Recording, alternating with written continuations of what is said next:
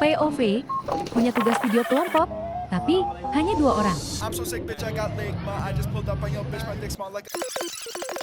Analisis kepuasan mahasiswa IPI Angkatan 23 terhadap kinerja dosen statistik dari pertemuan 1 sampai 7. Halo, Assalamualaikum warahmatullahi wabarakatuh. Perkenalkan, nama saya Muhammad Rizky Hidayatullah dengan NIM 234180030. Kami dari kelompok kipas angin. Assalamualaikum warahmatullahi wabarakatuh. Perkenalkan, nama saya Muhammad Syahid dengan NIM 234180017. Kami dari kelompok kipas angin. Suatu hari, 2 orang pemuda yang tampan dan pemberani mendapatkan tugas yang sangat tidak mereka sangka sebelumnya. Tugas video mini discharge. Suara itu turun dari langit. Bagaikan maut, tugas ini tak bisa ditolak. Kedua pemuda tersebut tak bisa menolak, karena bagaimanapun suara itu adalah suara langit. Tugas ini harus segera diselesaikan. Ketidaktahuan bukan alasan utama yang menghambat dalam tugas ini, mereka diberikan keringanan yaitu memilih judul mereka sendiri. Kedua pemuda itu kemudian memutuskan untuk berkelana mencari judul, karena ini adalah yang menentukan hidup dan mati kedua pemuda tersebut. 10 tahun kemudian, kedua pemuda akhirnya mengambil keputusan, judul yang mereka pilih adalah Analisis Kepuasan Mahasiswa IPI Angkatan 23 terhadap kinerja dosen statistik underscore dari pertemuan 1 sampai 7. Apa alasan mereka memilih judul tersebut? Mereka pun menjawab. Video.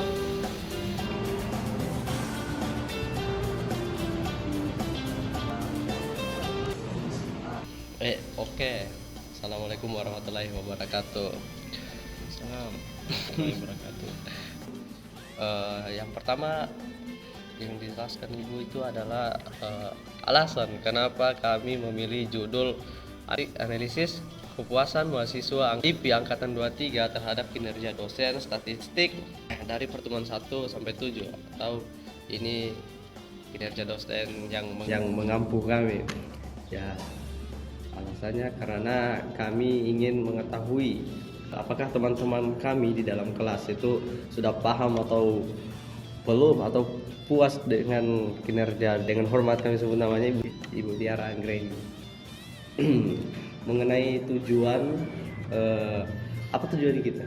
Tujuan membuat kuesioner yang telah kami buat kemarin adalah untuk bersama saja dengan alasan yang disampaikan teman saya untuk mengetahui seberapa seberapa puas mahasiswa IPI Ilmu Perpustakaan dan Informasi Islam terhadap kinerja kerja dosen. Ya, sampai sini nanti kita. Alasan mereka sangat sederhana. Rupanya kedua pemuda tersebut hanya ingin mengetahui seberapa puas teman sekelasnya terhadap kinerja dosen yang mengajar mata kuliah statistik dari pertemuan 1 sampai 7. Hahaha, anjay mabar. Saya yakin alasan utama mereka hanya tidak ingin ribet-ribet mencari responden. Batas minimum responden yang diberikan pada misi kali ini haruslah 30 orang, dan jumlah mahasiswa IPI Angkatan 23 berjumlah 30 orang. Alasan utama mereka memilih judul pasti karena mereka berdua introvert dan tidak punya banyak teman dari jurusan lain.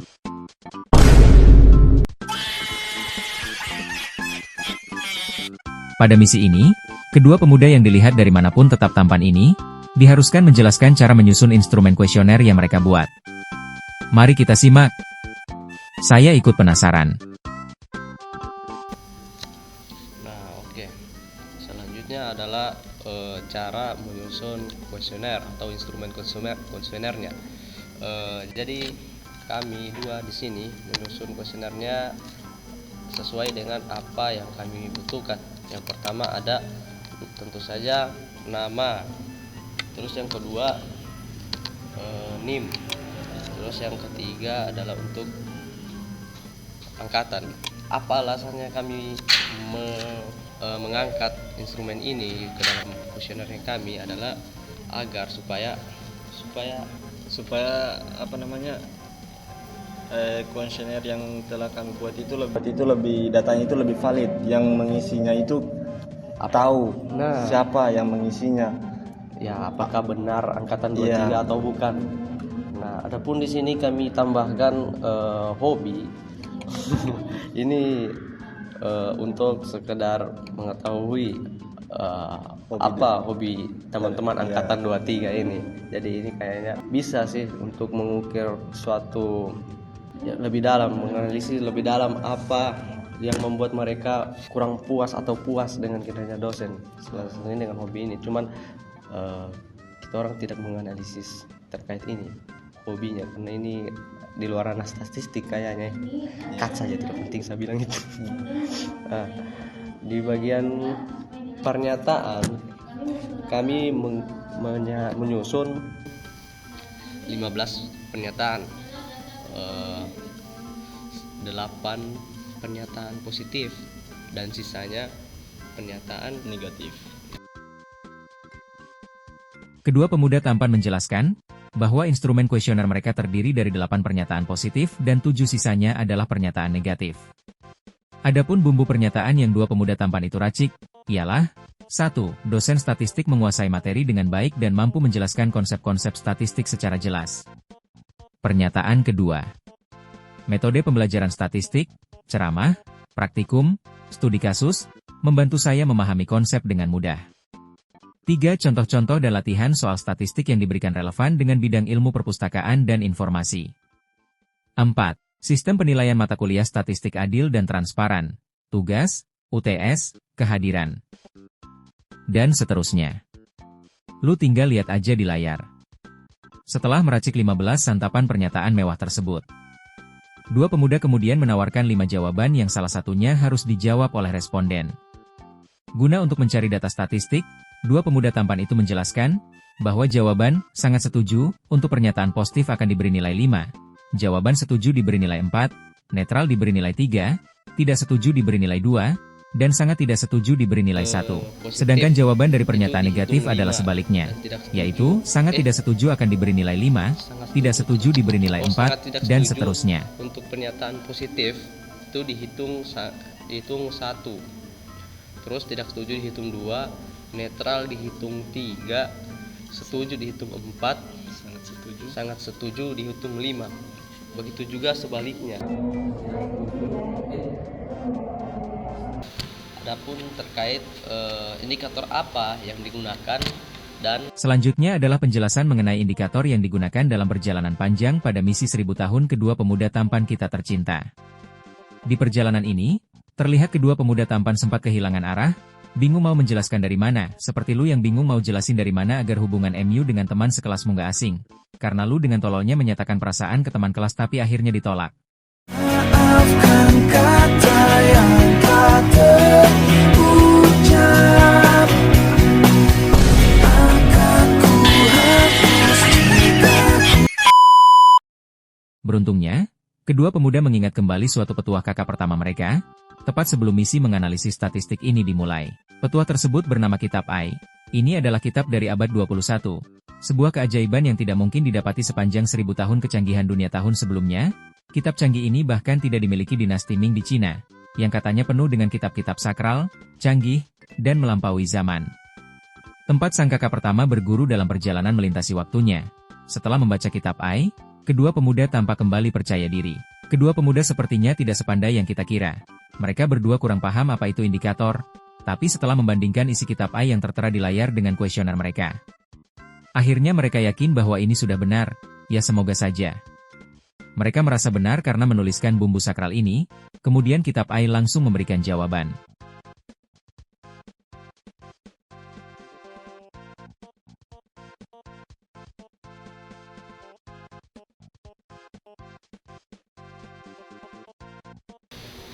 nah selanjutnya adapun adalah indikator apa yang kami gunakan dan referensinya.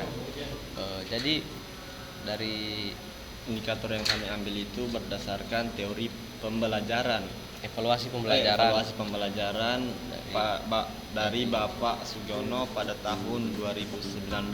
ya. Adapun indikator-indikator yang kami gunakan yaitu meliputi di atas ini. Di atas ini Nanti kami Nanti kami cantumkan. Ya, setelah menemukan butir-butir indikator tersebut, beberapa indikator itu kami sederhanakan menjadi pertanyaan yang sederhana dan mudah dipahami untuk bagi responden. Misalnya dari satu yang tadi di atas, contohnya pertanyaan positif, misalnya dosen menyampaikan materi secara jelas. Nah, jadi seperti itu. Selanjutnya kami mencari responden yang tentu saja dari teman-teman kelas kami angkatan 23 sendiri. Cuplikannya nanti kami terapkan di video. Oke.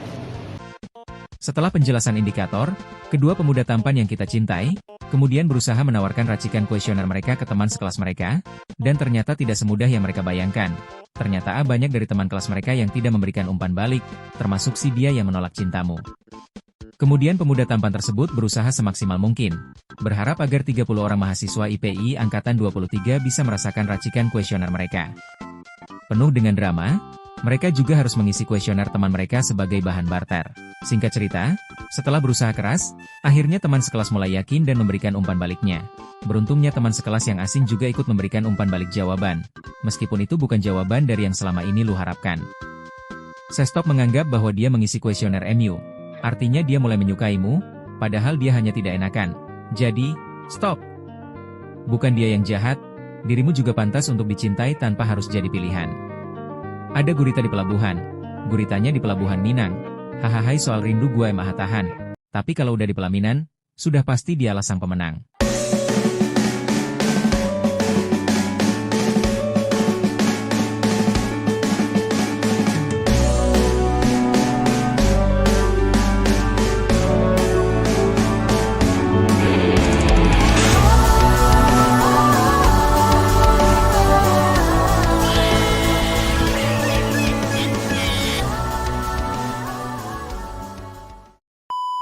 Nah, adapun cara atau teknik pengumpulan datanya kami hanya berupa pengumpulan secara online, daring atau closed. Selanjutnya, cara kami memperoleh jawaban datanya menjadi data mentah. Betul.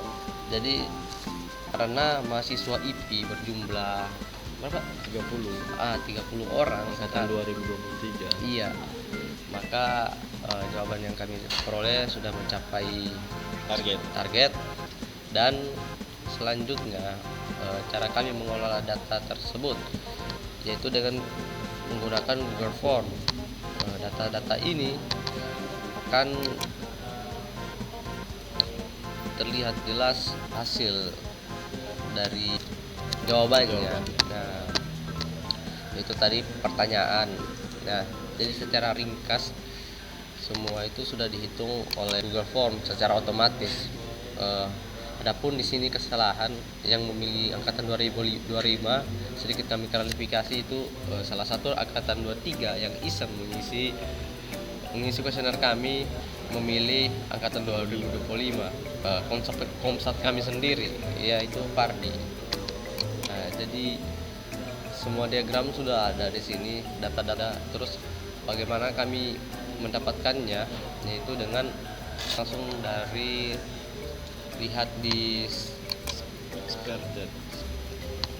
Dua pemuda tampan menjelaskan, setelah memperoleh data mereka langsung membuka spreadsheet, lalu kemudian mendownload file kuesioner tersebut ke dalam bentuk file Excel. Singkat cerita, mereka kemudian menjelaskan cara mengelola data rahasia tersebut menjadi data mentah untuk dikonsumsi menjadi ramuan statistik yang ajaib. Data yang kami ambil akan menjadi data file Excel yang seperti ini. Nah, seperti ini. Nah, jadi ini adalah pertanyaan kami lengkap dengan sesuai yang data tadi yang kami dapatkan. Selanjutnya adalah data yang diolah.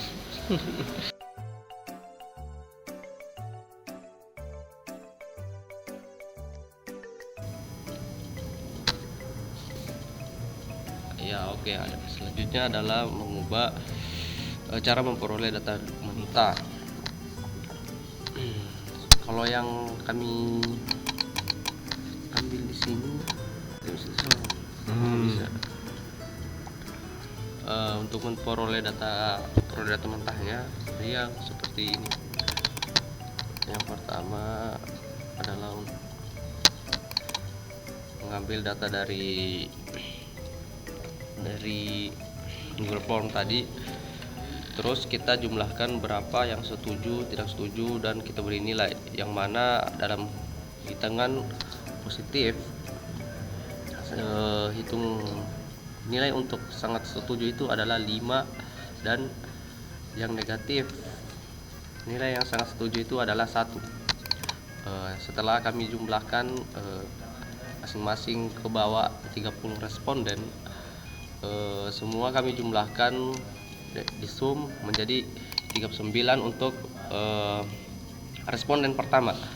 Responden pertama memperoleh nilai 39 karena beberapa jawabannya tentang pernyataan negatif, yaitu sangat tidak setuju, maka dia memperoleh nilai 1 karena mungkin pernyataannya, yaitu pertanyaannya materi statistik yang diajarkan terlalu teoritis dan kurang aplikatif untuk kehidupan nyata. Nah, menurut responden nomor 1 itu sangat setuju bahwa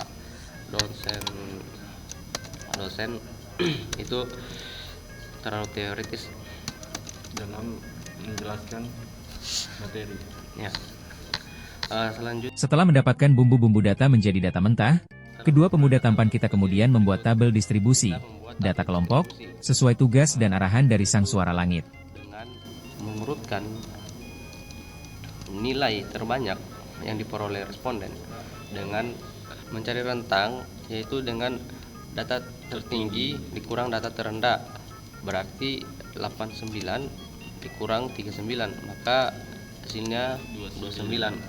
Terus kita mencari banyak kelas, yang mana rumusnya itu 1 tambah 3 dalam kurung tambah dalam kurung 3,3 log n, di mana n adalah jumlah responden, yaitu jumlah 30 orang. Maka dengan rumus log di tadi log dalam kurung 30, maka hasilnya akan menjadi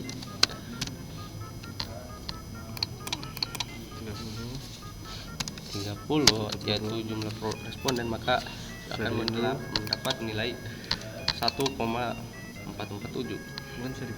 Nah, setelah itu kita memakai rumus lagi, yaitu 1 ditambah dalam kurung 3,3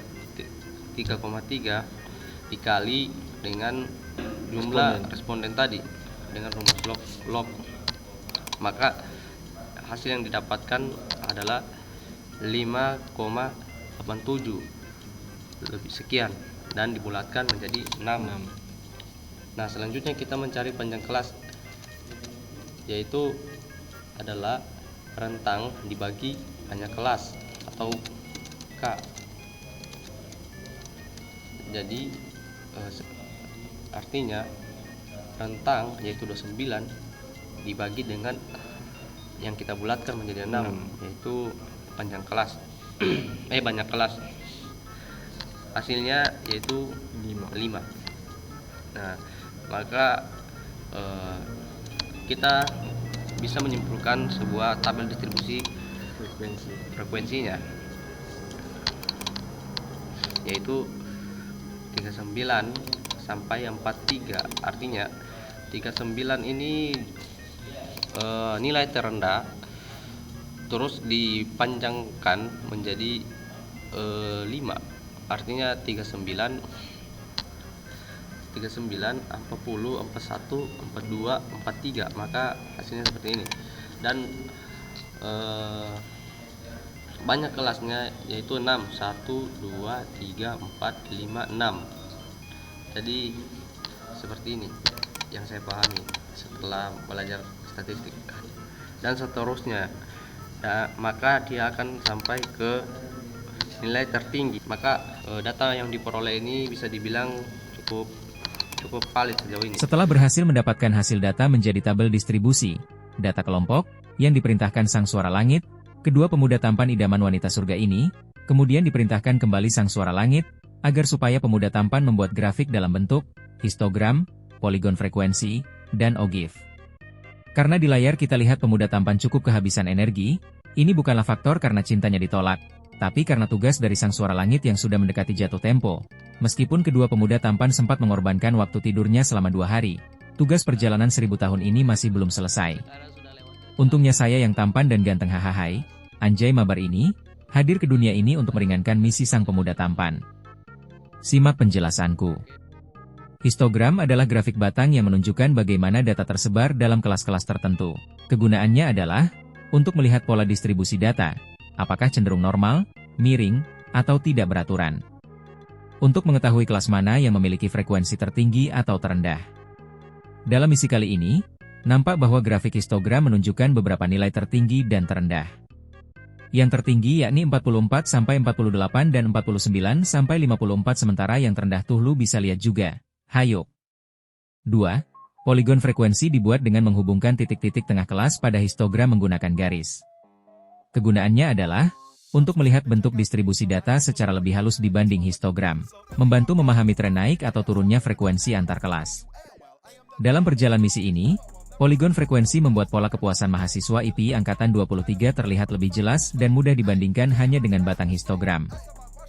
3. Di sini, OGIF menunjukkan berapa banyak data yang berada di bawah atau di atas nilai tertentu. Kegunaannya adalah untuk menentukan persentil, kuartil, dan median dari data kelompok. Dan untuk mengetahui proporsi responden yang berada di bawah nilai tertentu. Misalnya, berapa persen mahasiswa yang memberikan nilai kepuasan di bawah 4? Mengenai OGIF, mungkin sedikit saya jelaskan. Jadi OGIF ini adalah frekuensi kurang dari dan frekuensi lebih dari, kurang lebih seperti itu. Jadi untuk OGIF kurang dari itu adalah warna biru, dan OGIF lebih dari yaitu warna merah. OGIF kurang dari 38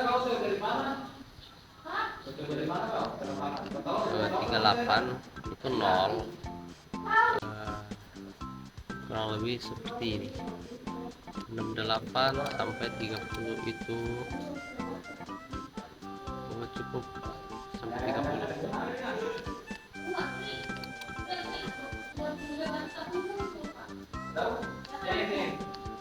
Terus ini juga OGIF lebih dari sini.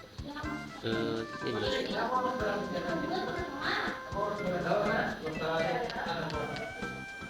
ini yang keduanya. Semoga kalian paham. Bukan cuman sang pemuda tampan, tampaknya saya yang jelas-jelas robot ini juga mulai kelelahan. Bedanya, saya lelah karena perjalanan sudah sejauh ini tapi tak pernah dianggap. Saya lebih seperti badut daripada seperti robot. Sakitnya tuh di sini. Anjay, Mabar, kita pusrang bang. Setelah misi penjelasan 3 grafik sakral dalam statistik, 2 pemuda kemudian diberi misi lagi oleh suara langit agar supaya kedua pemuda tampan menjelaskan tentang mantra sakral ukuran pemusatan data yaitu min, median, dan modus. Ayo simak yaping kedua pemuda tampan kita, berikut. Nah, selanjutnya kita perlu mencari rata-rata atau mean. Untuk menemukan rata-rata kita harus menentukan frekuensi dulu. Kan sebelumnya tadi kita tidak pakai frekuensi di tabel distribusi yang ini, jadi saya tambahkan di sini.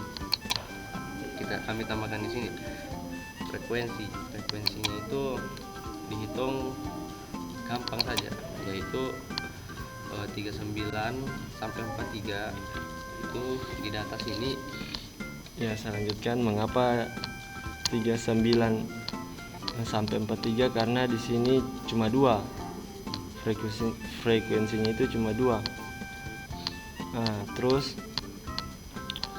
ini 44 sampai 48 itu ada 9 karena respondennya itu di 48 44 sampai 48 itu ada 9 dan begitu seterusnya. Terus titik tengahnya. Ya, titik tengah yang kita cari. Titik tengahnya ini mengapa 41? Karena Ini rumusnya ini sama dengan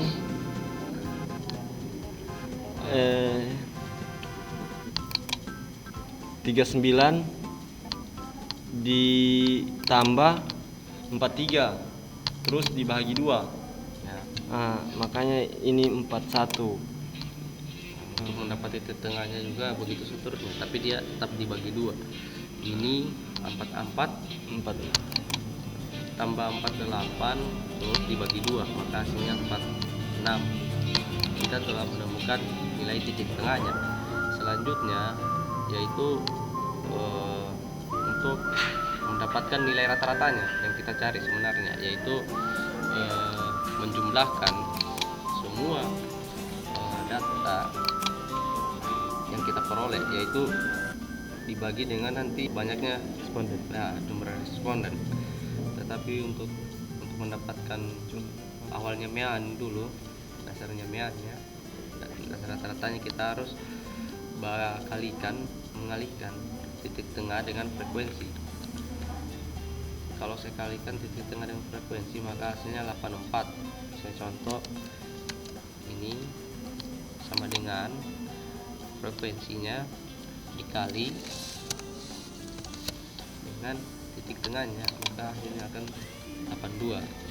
Terus seterusnya dikali, maka totalnya jika kita sum yaitu 1560.